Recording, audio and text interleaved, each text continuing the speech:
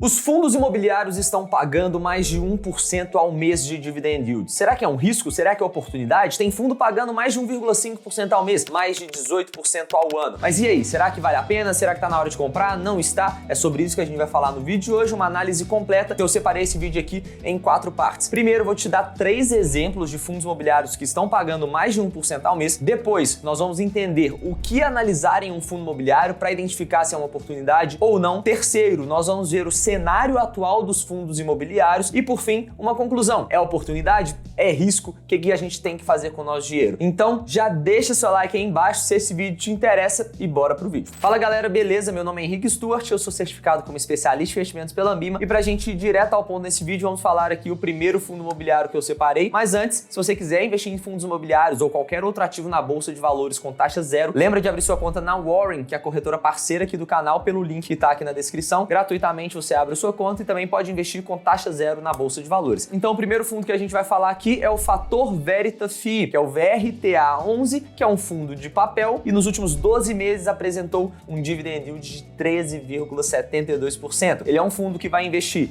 em CRIs, certificados recebíveis imobiliários, em letras hipotecárias, em cotas de fundos imobiliários, cotas de FDIC e fundos de investimento em renda fixa e debêntures. E além disso, como você pode ver na tela, 82% da carteira desse fundo está indexada ao IPCA. O segundo fundo que eu separei aqui é um FII da Kinea, é o FII Kinea High Yield CRI, KNHY11, que também é um fundo de papel e nos últimos 12 meses apresentou um yield de 15,05% ao ano. Ele investe especialmente em CRIs, certificados recebíveis imobiliários, e 71% da alocação desse fundo também está indexada ao IPCA. O terceiro fundo imobiliário do vídeo, então, é o fundo Risa Artium Real Estate FII, é o ARCT11, que é um fundo de tijolo e nos últimos 12 meses apresentou um dividend yield de 13,9%. Ele investe especialmente em ativos industriais, logísticos e comerciais. A sua carteira, todos os seus contratos são indexados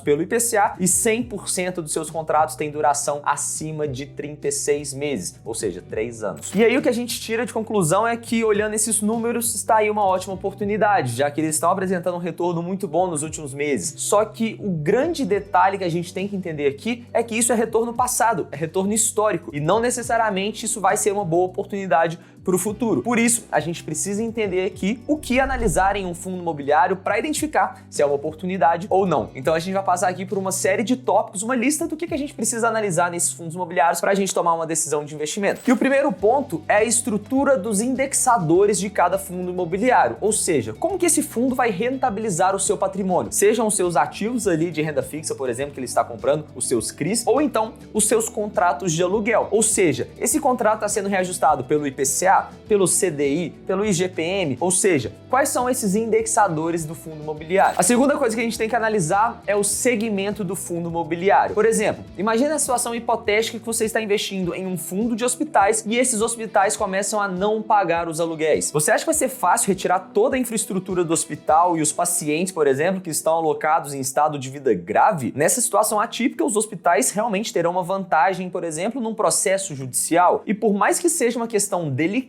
os seus recursos financeiros são finitos, ou seja, a gente consegue ver que é um segmento um pouco mais arriscado do ponto de vista de inadimplência. Um outro exemplo são os fundos de desenvolvimento. A atividade de incorporação imobiliária envolve vários riscos e incertezas, desde o início ali, desde a compra do terreno, a viabilidade do projeto, a aprovação do projeto na prefeitura, que pode variar de prefeitura para prefeitura, questões ambientais, de cuidados com incêndio, e por isso dá até para ver que, por conta de todos esses fatores, é um pouco mais arriscado do que o normal. Sem contar também que a gente tem que analisar o momento da economia. Está em recessão, se está em expansão, se tem crédito, se não tem, tudo isso precisa entrar na análise. Terceiro, nós precisamos analisar a qualidade dos imóveis, já que isso é um fator determinante no valor do aluguel que esses fundos vão conseguir cobrar, consequentemente na rentabilidade do fundo também. Por exemplo, no caso das lajes corporativas, que são as salas comerciais de alto padrão, as grandes empresas vão considerar uma boa localização do imóvel, as vagas de garagem, área útil, segurança e vários outros fatores. E existe até uma classificação dessa qualidade dos imóveis que pode variar desde o AAA, que é a mais alta qualidade, até o C, que é o nível mais baixo. Então lembre de olhar isso também. Além disso, o impacto de uma localização estratégica, por exemplo, em um galpão logístico, isso pode impactar diretamente os resultados financeiros, operacionais, a logística de uma empresa. Então essa análise qualitativa também precisa entrar. O quarto ponto a se analisar é a vacância dos imóveis. Basicamente é quantos por cento dos imóveis que não estão alugados, porque não faz sentido você investir em um fundo imobiliário que tem uma alta taxa dos imóveis que não estão com nenhum inquilino ou que esses inquilinos não estão pagando o aluguel. A gente quer investir num imóvel que vai ter aquela receita para a gente gerar o fluxo de caixa ali no pagamento dos aluguéis. O quinto ponto a se analisar é o indicador preço sobre valor patrimonial, ou P sobre VP, que basicamente é um indicador que vai mostrar a relação entre o preço que a gente está pagando por cada cota e o valor patrimonial daquele fundo por cota, que ajuda a gente a entender se faz sentido a gente investir naquele fundo imobiliário com base no somatório dos ativos do patrimônio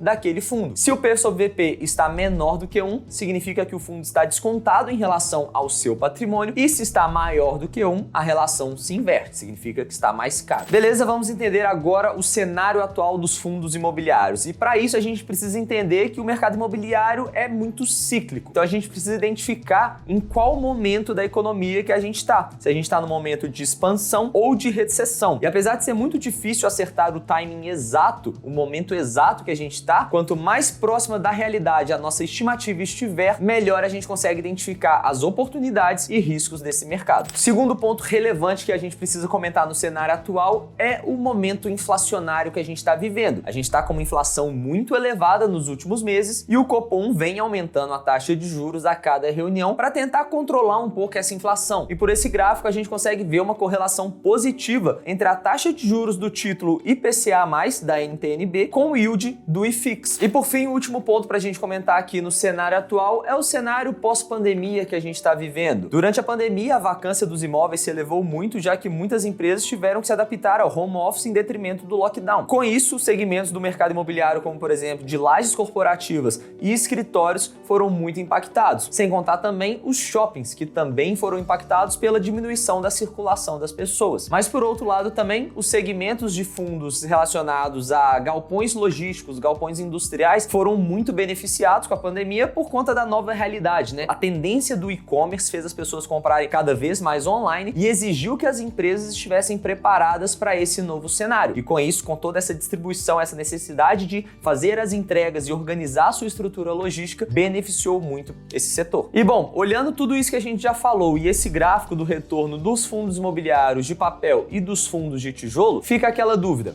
oportunidade ou risco? Bom, em relação aos fundos de tijolo, a gente consegue ver oportunidades tanto nos fundos de shopping, lajes corporativas e até mesmo um pouco nos galpões logísticos por conta da pandemia, que acabaram ficando muito desvalorizados e descontados também em relação ao seu preço sobre valor patrimonial. E aí, com a retomada das atividades da economia, com as empresas voltando para a atividade normal ali nos escritórios, a circulação das pessoas no shopping aumentando também, é a tendência que a vacância reduza e, consequentemente, esses fundos tendem a se valorizar e apresentar um aluguel melhor ainda. Só é preciso tomar cuidado com a inflação, porque com a inflação muito alta, pode significar que, pelo fato dos contratos serem reajustados pela inflação, algumas empresas talvez não consigam, de fato, pagar esse reajuste e acabam saindo dos imóveis, deixando cada vez uma vacância maior também. Já no caso dos fundos de papel, também dá para enxergar muita oportunidade em vários deles pelo fato da estrutura dos indexadores, igual a gente comentou. Como a gente está vivendo um cenário de alta da taxa de juros, uma inflação muito elevada também, pela estrutura desses CRIs também, eles conseguem repassar esse aumento muito facilmente. E mesmo que não tenha um ganho real muito maior do que tinha anteriormente, por exemplo, eles se tornam um ativo defensivo muito atrativo, principalmente considerando essa ideia de repasse da inflação, né, de garantir o poder de compra. E bom, não custa lembrar também que se você quiser investir em fundos imobiliários com taxa zero, sem pagar nada para investir na bolsa de valores, o link para você abrir sua conta na Warren, que é a corretora parceira aqui do canal, tá aqui na descrição, então não deixa de conferir, que eu tenho certeza que você vai gostar. No mais, eu vou ficando por aqui, um grande abraço e bora enriquecer!